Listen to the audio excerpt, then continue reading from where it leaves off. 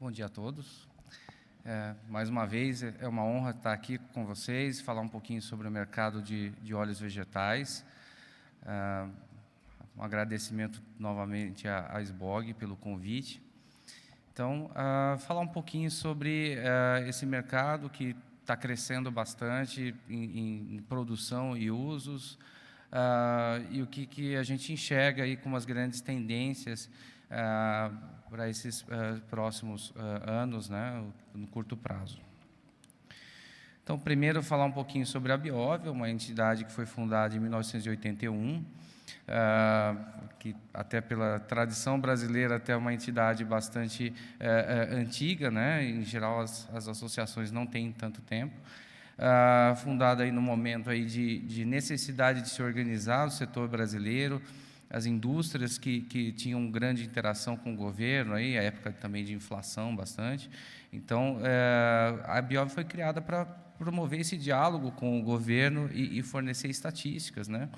Então, dentre as suas as atribuições, nós temos a de representar as indústrias junto aos diversos fóruns de diálogo, incluindo o governo, cooperar com o governo na execução de políticas públicas, promover programas de sustentabilidade na cadeia produtiva. Aí temos vários programas.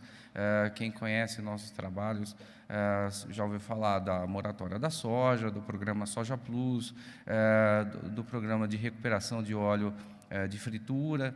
Então, temos vários programas aí em andamento. Até, se vocês quiserem, estão disponíveis no nosso site para acesso público. Gerar estatísticas também. Quem acompanha a conjuntura do setor costuma olhar os nossos dados de processamento, de estoque, de compras de soja, até mesmo de exportações, de biodiesel. Então, nós temos uma seção de estatísticas também na nossa entidade, e também preparar e contratar estudos setoriais, né, que sejam de interesse comum para a melhoria do setor. Dentro dos nossos quadros associados, nós temos uma diversidade bastante grande de empresas de capital nacional e estrangeiro, de vários portes, processadoras ou exportadoras, também produtores de biodiesel com várias características, né? Temos, dentro do nosso quadro de empresas, aproximadamente 60% do mercado nacional de soja, né? 30% da produção de biodiesel. Então, temos uma relevância bastante grande na representatividade desses segmentos. E nossas associadas, por serem empresas muito grandes, acabam trabalhando com uma gama muito diversa de assuntos, né? E de outros produtos também, outras oleaginosas, girassol, canola, o algodão, né? Também trabalham com outros produtos, né, no mercado de energia. Então, são empresas que têm uma atuação muito grande na economia, e é um orgulho representá-las. E por conta dessa grande diversidade de atuação dos nossos associados, a atuação da Biov também acaba sendo bastante ampla. Nós temos dentro da nossa associação diversos comitês de trabalho que discutem temas tão diversos quanto originação, a qualidade, questões ligadas a biodiesel, políticas de combustíveis e biocombustíveis, competitividade, tributação, sustentabilidade, a logística. Então, nós temos dentro da associação todo esse leque de atuações com o fim de ajudar o setor, promover a competitividade e, no fim, né, gerar empregos, promover a geração de renda também. Esse é o último objetivo da associação, sim. Então, novamente, a gente apresenta esse quadro mostrando que, quando a gente olha sob uma perspectiva de comércio internacional, a gente acaba se concentrando nos principais grãos, farelos e óleos que são comercializados no mundo. Claro que, mesmo aí, temos uma diversidade muito grande de produtos, e dentro da Biov a gente não consegue acompanhar todos, né? A gente acaba acompanhando mais a soja, o algodão, aí um pouco o girassol, né? E outros farelos e óleos, né? Então, a gente acaba se concentrando naqueles produtos que são mais comercializados pelas nossas associadas. A gente costuma mostrar também esse gráfico, mostrando que, diferente do que às vezes é passado para a sociedade em termos da agricultura, de como é que a agricultura tem crescido nos últimos anos. A agricultura ela tem crescido basicamente por uma questão tecnológica, de investimentos em produtividade, né? Algo que se colhe ao longo do tempo, depois de muitos investimentos em pesquisa, ciência e tecnologia. Então, tudo que a gente pode ver que essa distância entre a produção e a área ela vai crescendo ao longo do tempo, justamente porque se consegue transmitir para a agricultura conhecimentos para que ela consiga produzir cada vez mais na mesma quantidade de área, né? Então, não é negar que existam impactos, que existam situações que precisem ser corrigidas, mas sim mostrar também que boa parte do crescimento da produção ele vem de ganhos tecnológicos, de ganhos de produtividade. Então, por isso, a gente está conseguindo aumentar a produção mundial de oleaginosas com um crescimento menor que proporcional da área. E, claro, isso é de amplo conhecimento de todos vocês, mas é importante mostrar que, diferente de outros segmentos, e no caso a gente tem bastante interação, por exemplo, com políticas de biocombustíveis, no caso da produção de óleos vegetais, ela é uma produção conjunta de farelos e óleos. E qual a importância disso? Qual a importância de se passar essa mensagem para a sociedade? A importância de falar que, mesmo quando a gente destina uma parte da produção de óleos para biocombustíveis, no caso biodiesel, a gente ainda tem uma geração enorme de farelo que vai servir para a produção de alimentos, né, rações animais. Então, está aqui a oferta de farelos vegetais. A soja, então, respondendo pela maior parte da produção mundial de farelos. Entendemos que isso decorre, então, da alta qualidade do farelo de soja para a produção de rações, que fez com que esse produto conquiste não só os mercados nacionais, onde ela é produzida, mas também os mercados internacionais. Então, apesar de uma série de outros produtos que existam, particularmente na Europa também, a canola, o girassol, que também tem a produção de farelo, o farelo de soja ele é muito importante, e é por isso também que a gente consegue exportar também tanta soja para a China, porque é um país que está cada vez mais intensificando a produção de suinocultura, avicultura, usando farelos de soja. Então, a gente também mostra essa imagem, que para vocês é bastante trivial, mas a gente procura mostrar o seguinte: no fundo, quando a gente produz soja, a gente tem o objetivo de gerar essa cadeia de proteínas animais, o objetivo de alimentar as pessoas, dado que o farelo de soja responde por em torno de 20% da composição das rações, o milho mais 60%, 65%, então a gente tem então, uma composição balanceada, graças também ao farelo de soja.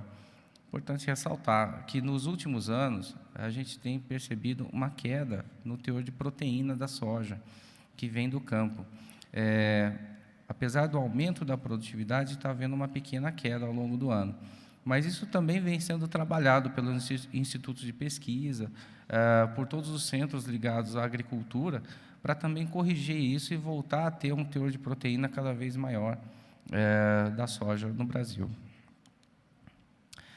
No caso dos óleos, a situação muda um pouco, porque a gente tem, no mercado de óleos, a gente tem uma competição grande da soja, já com outras culturas que têm uma produtividade maior de óleo por hectare, né? No caso da palma, uma cultura aí com uma excelente produtividade em óleo, ela acabou crescendo de uma forma mais acelerada que o óleo de soja e lidera, então, a oferta mundial de óleo de soja, de óleo vegetal, vindo depois a soja. Eu não vou entrar aqui na questão tanto da palma, mas é importante lembrar que existe um zoneamento, existe todo um trabalho feito para a palma no Brasil, e a gente tem um grande potencial de crescimento, né? Uma cultura excelente aqui para o Brasil. Nós temos terras, nós temos condições de plantio e também o mercado. Então, no Brasil, também é importante dizer, a cultura da palma é uma cultura muito mais sustentável, diferente do que se vê aí em outras partes do mundo.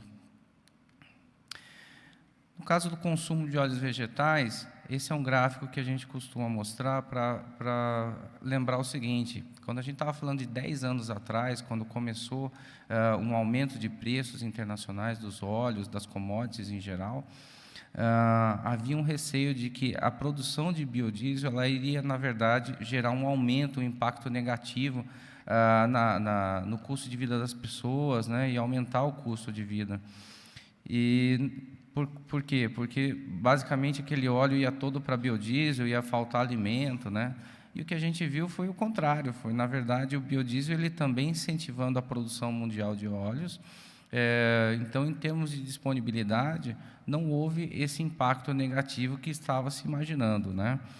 O uso para biodiesel ele tem se mantido uma percentual relativamente estável em relação à oferta global de óleos e gorduras, em torno de 14% a 16%. Então, é algo bastante controlável e também uma forma de estímulo à produção mundial.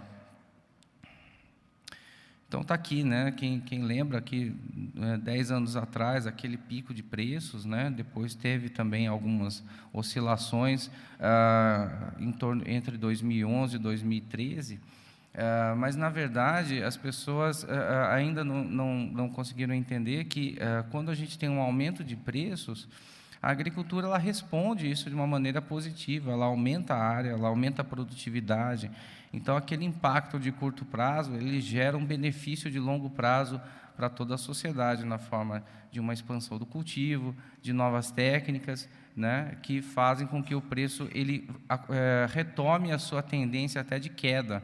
Se a gente olhar os preços agrícolas que vieram de 1970 até hoje, a tendência é de queda. Por isso que o custo da alimentação ele tem caído ano a ano. Importante também lembrar, né, eu costumo apresentar isso para outros públicos, que o fato dos óleos serem substituíveis para vários usos faz com que eles, de uma certa forma, acompanhem, o preço de um acompanhe o preço do outro, né? A gente tem, então, daí o preço da palma como o mais barato dentre esses óleos, mas a soja logo acima, né? que é o que o Brasil dispõe de maior oferta. E está aqui o que eu estava dizendo. O Brasil hoje vai colher uma safra superior a 118 milhões de toneladas de soja. Realmente é algo que a gente tem que comemorar. O Brasil hoje está quase passando os Estados Unidos, tem até algumas matérias falando aí que o Brasil passou, ainda não passou, tá, gente? As matérias ficam falando da safra atual brasileira contra a projeção da safra do próximo ano dos Estados Unidos. Mas a gente torce para que isso aconteça, né? Que essa melhoria de preços que a gente percebeu e os avanços que a gente está vendo devagar, mas estão vindo na área de logística, estimulem um aumento da produção de soja no Brasil e o Brasil realmente se consolide como líder mundial na produção. Então, está aqui 118 milhões de toneladas e, em seguida, falando aí em termos já de uma disponibilidade de óleos e gorduras, vindo as gorduras animais aí com uma participação muito importante para a oferta brasileira, a oferta doméstica. Por que eu não falei tanto das outras oleaginosas? Porque, apesar da gente ter um mercado importante, a gente ainda precisa investir bastante em produtividade. A nossa produtividade das oleaginosas com teor maior de óleo, principalmente aqui o girassol, a canola, ela ainda precisa melhorar bastante para que o Brasil se torne competitivo. Não falta terras disponíveis, não falta intenção de plantio, mas ainda falta um pouquinho de investimentos, principalmente nas entidades de pesquisa, para que a gente possa ter um patamar tão bom na canola, no girassol, quanto a gente tem na soja, no caroço de algodão, né? Então, a gente pode também crescer muito nessas agriculturas, como cultura de inverno ou cultura de verão também. E daí, como eu estava dizendo, no caso do Brasil, não falta demanda. À medida que a gente tem um aumento de renda no Brasil, esse aumento de renda ele se traduz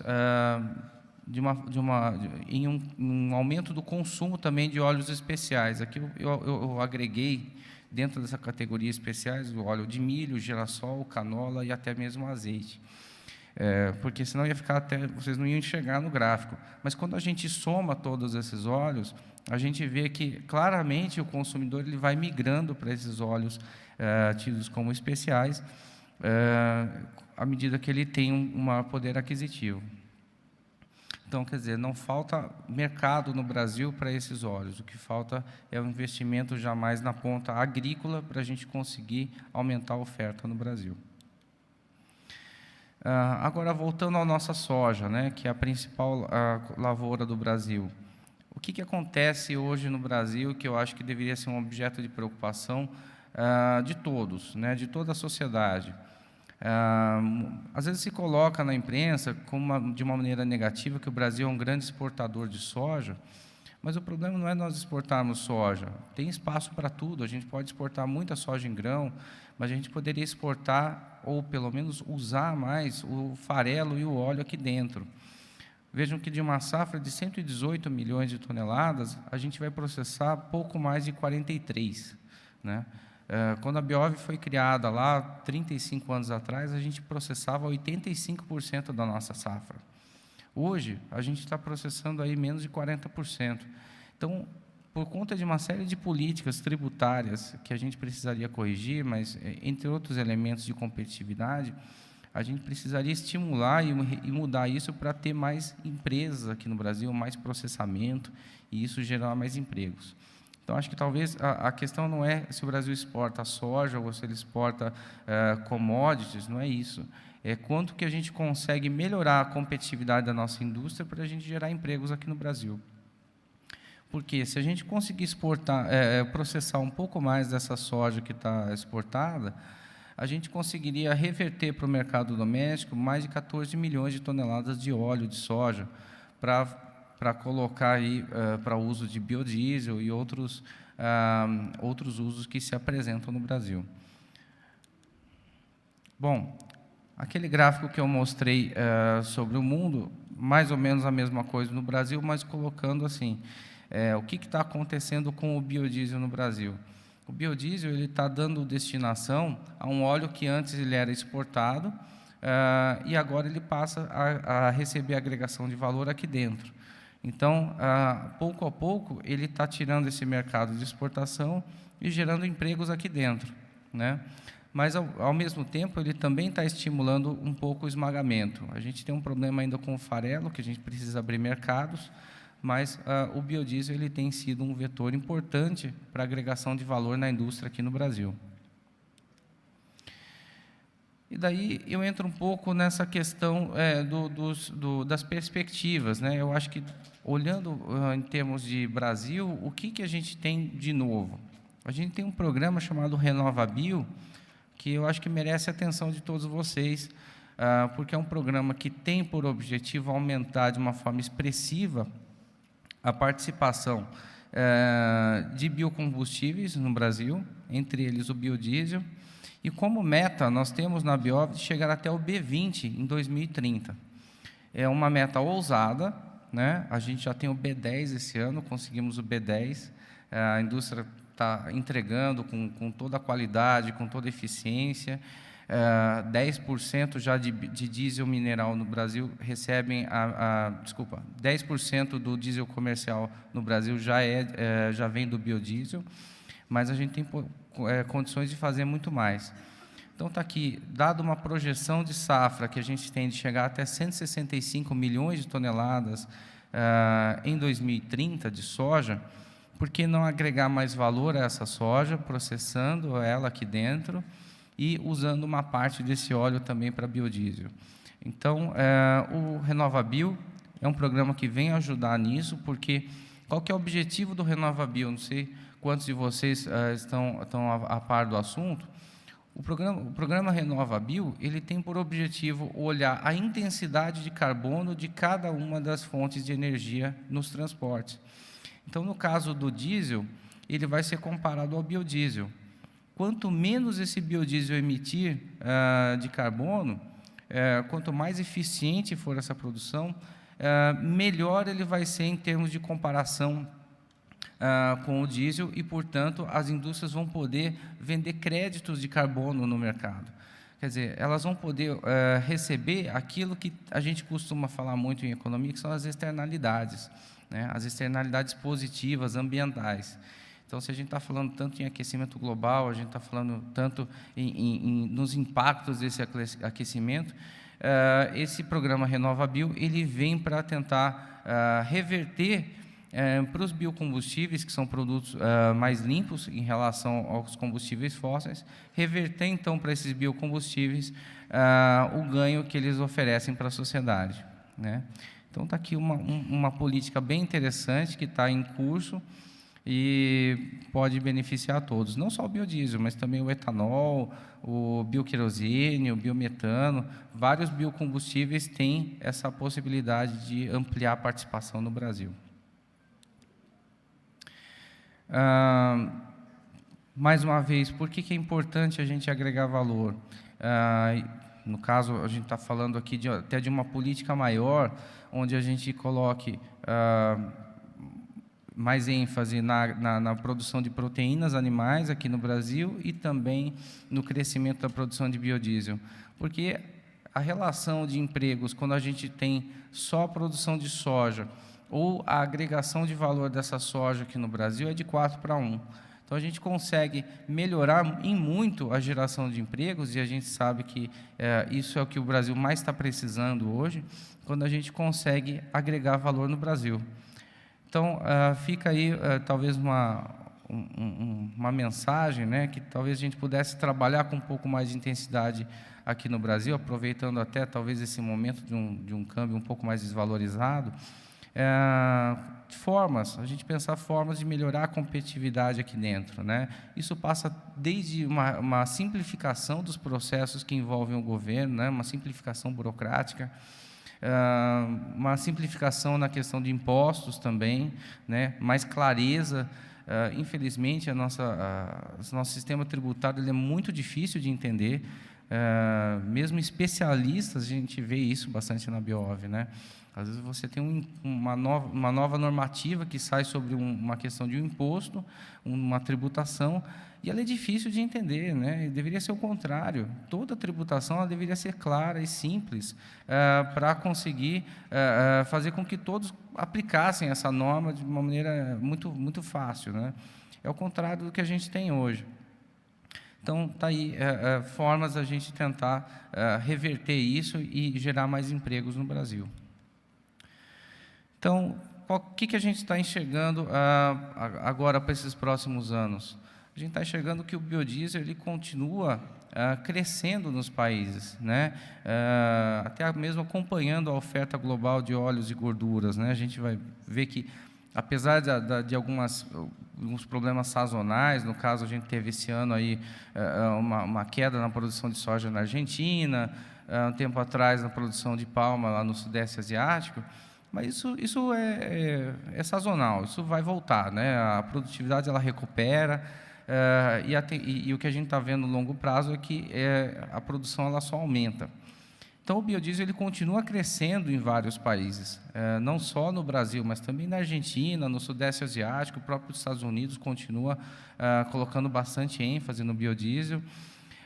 Tem aí um risco aí na diretiva europeia. Quem acompanha a diretiva europeia sabe que tem uma série de discussões que estão agora dentro do Parlamento, da Comissão Europeia, que é praticamente banir o biodiesel de palma lá na Europa, né?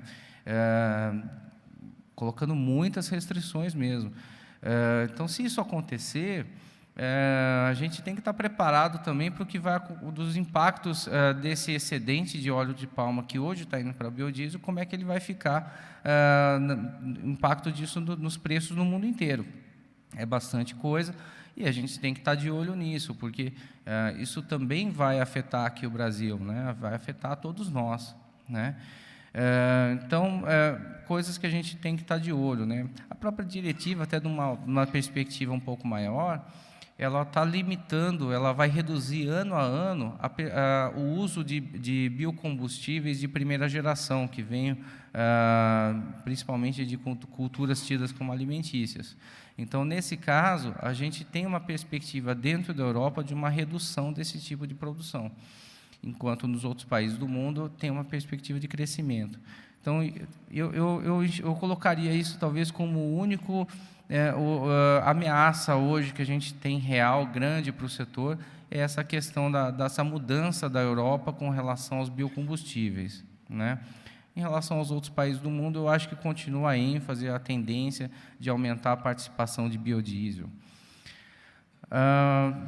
A gente enxerga que o óleo de soja no Brasil vai continuar sendo o principal óleo ainda por um bom tempo, até que a gente consiga resolver as questões de competitividade que afetam as outras cadeias produtivas, né? E a gente também não enxerga nenhum problema que gere um estresse aí em termos de usos no Brasil. A gente enxerga que a produção vai continuar crescendo para atender todos os usos de uma maneira adequada. E, no caso, a gente mantém, então, essa nossa política de defesa do aumento do processamento de soja no Brasil, porque isso vai trazer benefícios não só para o nosso setor, mas para todos os elos da cadeia produtiva para frente, que usam o farelo, que usam o óleo. Então, isso é bom para todos, né? Então, novamente, aí, novas oleaginosas, só com novos investimentos em pesquisa. Bom, gente, é isso que eu tenho para trazer para vocês. Fico à disposição para perguntas. Mais uma vez, agradeço a oportunidade.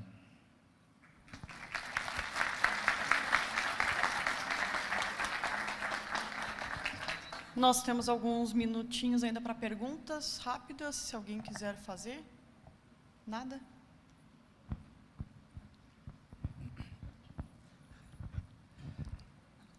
Duas perguntas. A primeira, no slide 12, você mostra a variação, acho que é 12, você mostra a variação de preços. Aí, existe alguma relação dessa variação de preços com a variação do preço do petróleo? A partir do momento que os países começaram a usar de uma maneira mais intensa o biodiesel, essa relação ela começou a aparecer. Então, ela não havia essa relação antes, mas a partir de 2008 começa a ter, os óleos vegetais passam a ter uma relação, alguma correlação com o preço do petróleo, sim. Então, afeta, porque quando a gente tem um preço do petróleo muito alto, isso acaba incentivando, dando competitividade de uma forma indireta para um uso mais intenso de biodiesel e vice-versa. Então, criou-se essa relação. Então, basicamente, subiu muito o preço do petróleo, acaba subindo o preço dos derivados também. Isso abre a oportunidade para mais biodiesel. Então, tem vários países que eles têm um parque de refinarias para biodiesel grande e conseguem, então, fazer rapidamente ele consegue alternar entre mais ou menos biodiesel, né? No Brasil, a gente também poderia fazer isso, mas o nosso mandato é fixo, né? Então, no caso, a gente não fica alternando o percentual de biodiesel na bomba ali, né? É fixo, mas tem países que esse percentual é variável. Desculpa, eu não me apresentei, eu sou o Paulo Teles, da Crown. A segunda pergunta, a minha área é mais a área de refino e a área líquida, mas você falou sobre a produtividade do Brasil, em termos de produção de soja. Existe algum trabalho feito sobre a qualidade da soja, em termos de teor de proteína, e se isso não seria um benefício da soja brasileira, ou uma vantagem competitiva da soja brasileira comparada com outros países? Tem sim, tem vários estudos que são feitos, tem as análises das próprias empresas, que daí são análises internas, mas tem uma série de levantamentos que mostram o teor de proteína da soja de vários países. Dentro do Brasil mesmo, tem uma grande diversidade de teor de proteínas. Se vocês pegarem o último Rally da Safra, lá da Agroconsult, vocês vão ver que o teor de proteína ele varia bastante, proteína e óleo, ele varia bastante entre as regiões no Brasil. E o Brasil ele se destaca como um teor mais elevado de proteína. Então, eu acho que sim, está no radar de, no futuro, a gente começar a valorizar mais a soja pelo teor de proteína. A grande dificuldade hoje é fazer isso de uma forma rápida, que se aplique um método rápido para commodities e granel, né? Mas, assim, de uma forma mais amostral, se consegue fazer essa análise tranquilamente.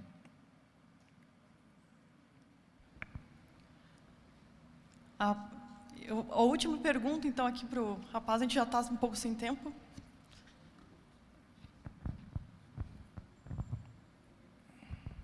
Daniel, sou o Pedro da MAGE, e você mencionou 2 vezes sobre a questão de restrição tributária que a gente tem em relação à conversão da soja em óleo. E hoje isso é um problema, porque isso não estimula a produção de óleo no Brasil, que é abaixo de 50%. Existe alguma iniciativa concreta ou algum programa que visa minimizar isso no longo prazo, assim como, por exemplo, o RenovaBio, que está estimulando a produção de biodiesel? Sim, a gente tem iniciativas para tentar melhorar essa questão do acúmulo de créditos que vai ocorrendo nas indústrias, né? Toda vez que uma indústria ela processa soja, ela acaba gerando um acúmulo de créditos e, dadas poucas saídas tributadas que nós temos, isso acaba se tornando um problema no balanço das empresas, um custo, né, na verdade. Então, a gente está trabalhando junto ao governo para ter um ressarcimento ou novas saídas tributadas. O biodiesel é uma saída tributada, né, que ajuda nesse sentido. A outra iniciativa que a gente tem com relação à tributação é resolver esse problema do acúmulo de créditos também de tributos estaduais, particularmente o ICMS, quando você tem a movimentação de soja de um estado para outro. Então, todos esses 2 problemas, eles acabam agravando demais a competitividade no Brasil, que ainda tem que enfrentar a concorrência internacional com a Argentina, com os Estados Unidos, e a própria escalada tarifária na China e na Europa, que acabam tributando muito mais o farelo e o óleo para poder comprar mais matéria-prima, né, no caso a soja, e gerar empregos lá. Então, a gente tem que corrigir isso aqui dentro, porque lá fora eles já se protegem, né? Quem tiver mais alguma pergunta para fazer para o Daniel, eu vou pedir a gentileza de conversar com ele na hora do coffee break, que ele vai estar aqui com a gente depois também, tá bom? Muito obrigada. Obrigado.